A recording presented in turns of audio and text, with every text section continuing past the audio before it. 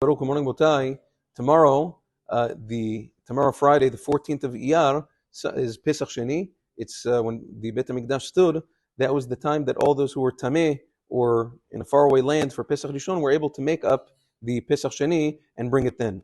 Some attribute Pesach Sheni to the yahrzeit of Rabbi Meir Ba'al Hanes as well, and they make a Hilula on this day and celebrate that as well and don't say Tachanun. Now, Agon of Meir Mazuz writes in his Perush on the Ben Ish Chai, and he says in the Shiur that it's incorrect. We don't know when exactly the yahrzeit of Rabbi Meir Ba'al Hanes is. So how did it come about to celebrate it on Yudalet Be'iyar? So he explains, this minhag started in Shnat Tafresh Kav Zayin, in the year 1867.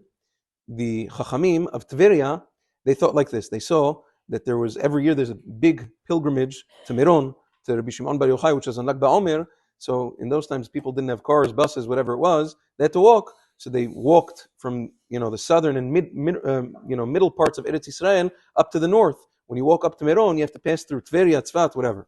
So they're passing through Tveria. So they said, something? They're going to Meron, and they saw that they were spending tons of money in Meron. There's people who used to bring all sorts of expensive clothing and burn it in the bonfires in Meron by Rabbi Shimon. So they said people are spending tons of money over there. We have a yeshiva over here. We have a shul over here by Rabbi Meir Ba'al Hanes. Let's make a hilula here as well.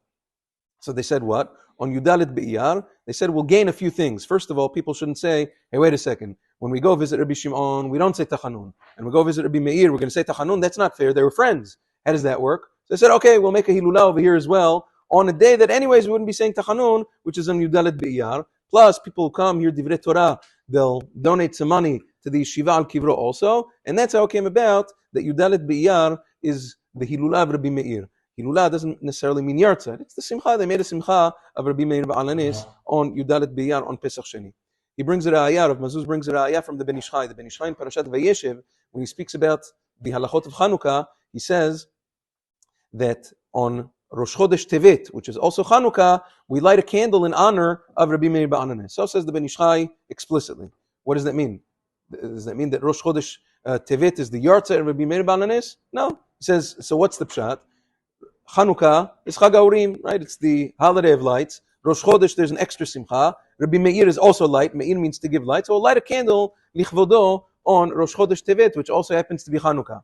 But really, we don't know when the yahrzeit is. So whatever it is, the Hilula of Rabbi Meir is celebrated on Yudalet Be'iyar, but those who say it's his yahrzeit, there's absolutely no source for this in any works, not Kadmonim, not Rishonim, not Acharonim, that Yudalet Be'iyar is his yahrzeit. So you'll know that for Bezat Hashem tomorrow. Have a wonderful day.